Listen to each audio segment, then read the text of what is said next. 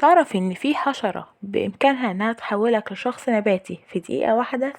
حشرة اليغموشة الأمريكية واللي بيعيش معظمها في الولايات المتحدة، واللي بتعيش على قرص الكائن الحي من فترة للتانية سواء كان إنسان أو حيوان، وبتمص دمه من خلال القرصة دي، واللي ممكن برضو من خلال القرصة دي تنقله نوع من أنواع السكر وهو سكر الألفا جال، واللي بتكون واخداه من الماشية. وأول ما بيدخل نوع السكر ده للجسم بيبدأ الجهاز المناعي يدي ردة فعل لأي نوع من أنواع اللحوم الحمراء اللي بياكلها الإنسان، وبتكون أعراضها زي أعراض الحساسية الطبيعية، ولكن ممكن تؤدي للوفاة.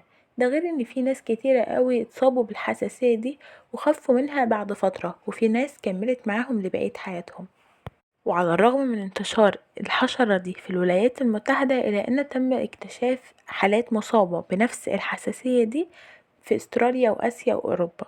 وبس كده.